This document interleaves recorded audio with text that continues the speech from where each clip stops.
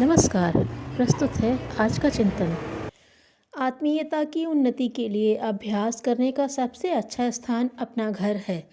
नट अपने घर के आंगन में कला खेलना सीखता है। बालक अपने घर में खड़ा होना और चलना फिरना सीखता है।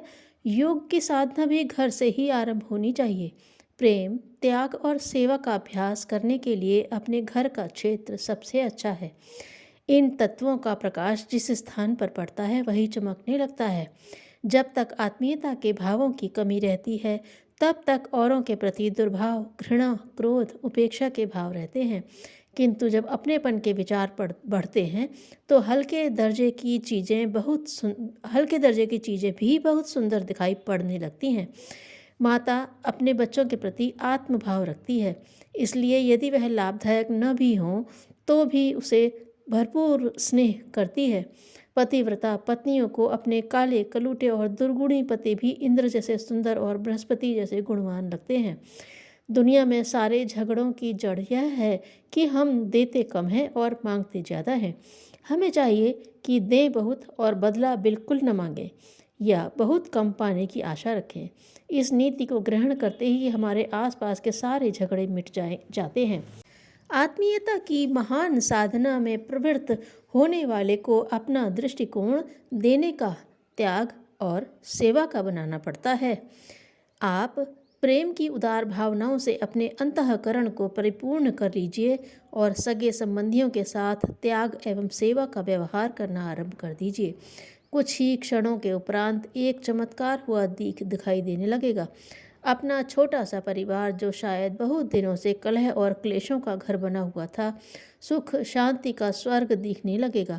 अपनी आत्मीयता की प्रेम भावनाएं परिवार के आसपास के लोगों से टकराकर अपने पास वापस लौट आती हैं और वे आनंद की भीनी सुगंधित फुहार छिड़क कर मुरझाए हुए अंतःकरण को हरा कर देती हैं। माली अपने ऊपर जिस बगीची की जिम्मेदारी लेता है उसे हरा भरा बनाने, सरसब्ज सज रखने का जी जान से प्रयत्न करता है। यही दृष्टिकोण एक सद्गृहस्थ का होना चाहिए। उसे अनुभव करना चाहिए कि परमात्मा ने इन थोड़े से पेड़ों को सींचने, खाद देने, संभालने और रखवाली करने का भार विशेष रूप से मुझे दिया है। यूँ तो समस्त समाज और समस्त जगत के प्रति हमारे बहुत से कर्तव्य हैं, परंतु इस छोटी बगीची का भार तो विशेष रूप से अपने ऊपर रखा हुआ है। अपने परिवार के हर एक व्यक्ति को स्वस्थ रखने, शिक्षित बनाने, सद्गुणी, सदाचारी और चतुर बनाने की पूरी पूरी जिम्मेदारी अपने ऊपर समझते हुए इसे ईश्वर की आज्ञा का पालन मानते हुए अपना दायित्व पूरा करने का प्रयत्न करना चाहिए।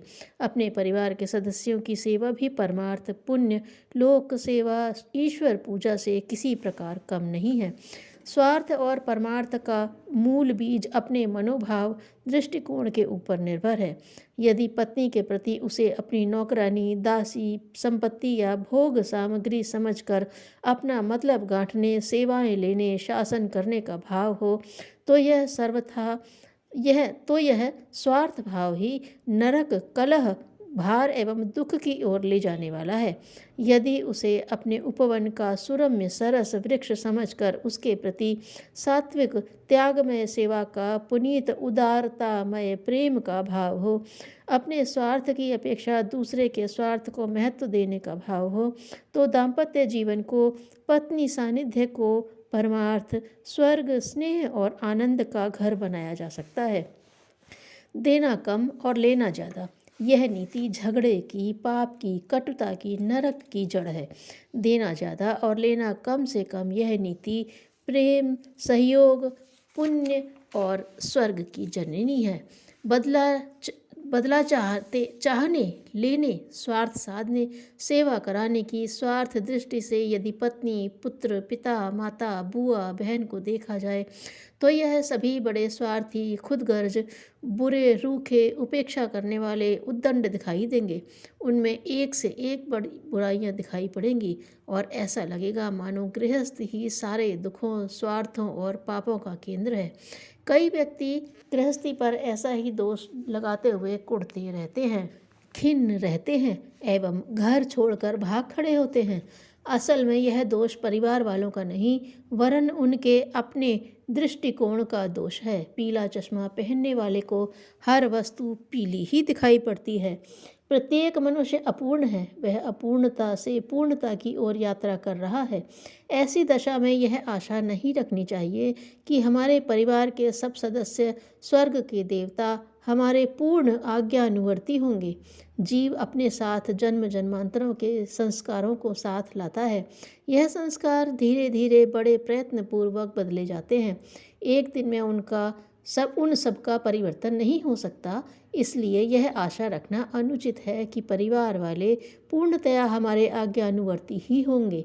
उनमें त्रुटियों को सुधारने, उन्हें आगे बढ़ाने में, उन्हें सुखी बनाने में संतोष प्राप्त करने का अभ्यास डालना चाहिए। अपनी इच्छाओं की पूर्ति से सुखी होने की आशा करना इस संसार से एक असंभव मांग करना है। दूसरे लोग हमारे लिए यह करें, परिवार वाले इस प्रकार हमसे व्यवहार करें, इस बात के ऊपर अपनी प्रसन्नता को केंद्रित करना एक बड़ी भूल है। ऐसी भूल को जो लोग करते हैं उन्हें गृहस्थ के आनंद से प्रायः पूर्णतया वंचित रहना पड़ता है। स्मरण रखिए, गृहस्थ का पालन करना एक प्रकार से योग की साधना करना है। इसमें परमार्थ, सेवा, प्रेम, सहायता, त्याग, उदारता और बदला पाने की इच्छा से विमुखता, यही दृष्टिकोण प्रधान है। जो इसको धारण किए हुए हैं वही ब्राह्मी स्थिति में है। वह घर में रहते हुए भी सन्यासी हैं। संत एकनाथ के पिता का श्राद्ध दिन था। उस दिन बहुत से पकवान, मिष्ठान और स्वादिष्ट व्यंजन बने। व्यंजनों की महक मोहल्ले भर में फैल रही थी।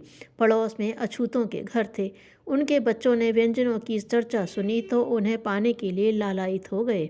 आपस में कहने लगे, हमारे भाग्य में यदि ऐसे ब्राह्मण होना लिखा होता तो हम भी इन व्यंजनों का स्वाद पाते। एकनाथ ने वह चर्चा सुन ली, उनसे रहा न गया और तत्काल दौड़ते हुए गए, जाकर सब अछूत बच्चों को लिवा लाए और उन्हें ब्राह्मणों के स्थान पर बैठाकर आदरपूर्वक भोजन करा दिया। स्पष्ट था कि निमंत्रित ब्राह्मण यह सहन न करेंगे कि उनसे पहले ही अछूतों को भोजन करा दिया गया। सो संत ने दोबारा अलग से रसोई बनवाई और आमंत्रित ब्रह्मदेवों को सम्मान सहित नियत समय पर बुलाया। पर चर्चा तो पहले ही फैल चुकी थी कि ब्राह्मणों के आने से पूर्व ही अछूत बालक भोजन कर चुके हैं। सो निमंत्रित ब्राह्मणों में से कोई आने को तैयार न हुआ। सभी ने इसे अपना अपमान माना और जाने से इनकार कर दिया। ब्रह्मभोज न हो तो श्राद्ध पूरा कैसे हो, पितरों को हव्य कैसे मिले। असमंजस में पूरा एकनाथ परिवार डूबा बैठा था। पूजा में प्रतिष्ठापित भगवान ने यह देखा, सो वे बोल ही पड़े, ब्रह्मभोज तो पहले ही हो चुका। यदि पितरों को ही खिलाना है तो स्वयं उपस्थित होंगे, उनकी थाली लगाओ ना। थाली लगाई गई। सभी पितर सूक्ष्म शरीर से आए और अपना अपना भाग ग्रहण करके प्रसन्नतापूर्वक वापस चले गए। अछूत बालकों के रूप में असली ब्राह्मणों को समय से पूर्व ही भोजन करा देने की उन्हें प्रसन्नता या अप्रसन्नता नहीं। जप का संबंध जीभ से कम, मन से अधिक होता है। धन्यवाद।